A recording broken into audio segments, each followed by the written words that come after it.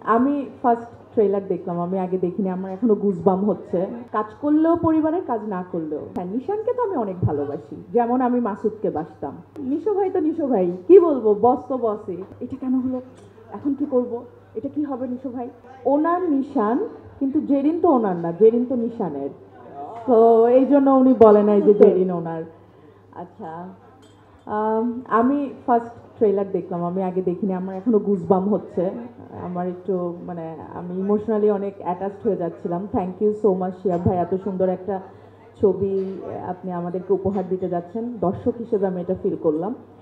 আর আপনার সাথে কাজ করেছি অভিনেত্রী হিসেবে, এটা অনেক বড় পাওয়া। Thank you so much.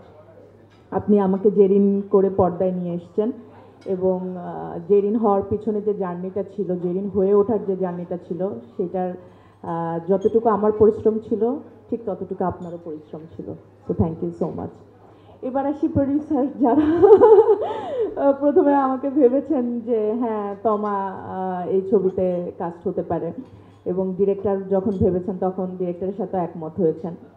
তো চরকির সাথে আমার জার্নি তো অনেক বছরের, এবং আমি দেখি মানুষ একদম বলেই দেয় যে চরকির কারণে তোমাকে আমরা আবার নতুন করে পেলাম, তোমার অভিনয়ের অনেক কিছু আমরা চরকির মাধ্যমে দেখলাম। তো চরকি আমার পরিবার। তো পরিবার নিয়ে তো বেশি কিছু বলার নেই, পরিবারের সদস্য আমি। ভুল করলেও পরিবারের, ভুল না করলেও, কাজ করলেও পরিবারের, কাজ না করলেও। তো পরিবার যখনই ডাকবে আমি পরিবারের সাথে আছি।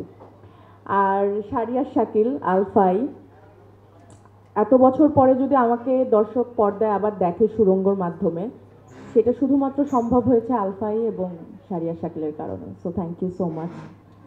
আপনি একটা সুরঙ্গ দর্শককে উপহার দিয়েছেন, এবং সেই সুরঙ্গতে আমি এবং নিশো ভাই আমরা পর্দায় এসেছি। নিশো ভাইয়ের ফার্স্ট ফিল্ম, আমার নিশো ভাইয়ের সাথে ফার্স্ট ফিল্ম, এবং রায়হান রাফির সাথে ফার্স্ট ফিল্ম, সব কিছু মিলিয়ে অবশ্যই এটা আমার জন্য অনেক বড় একটা পাওয়া ছিল।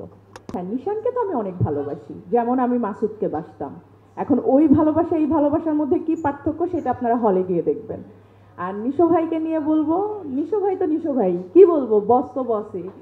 আমাকে সব সময় উনি এটা ভালো হয়েছে, এটা ভালো হয়নি, এই যে একজন অভিভাবকের মতন দেখেন, বা পাশে থাকেন, এবং অভিভাবক হয়ে আমাকে গাইড করেন। আমি না একটু অস্থির টাইপের, যে এটা কেন হলো, এখন কি করব, এটা কি হবে নিশো ভাই, সব সময় আরে বাবা আগে শান্ত হওয়া, সব ঠিক হয়ে যাবে। তো এরকম একটা মানুষ হলো নিশো ভাই ব্যক্তি জীবনে এবং আমার জীবনে, এই তো।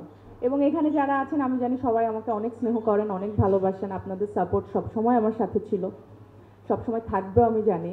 দাগি আসামিকে এবার সাপোর্ট করেন, এবং সাথে দাগি আসামির প্রেমিকা যারা আছেন, যে এদেরকেও সাপোর্ট করেন। Thank you.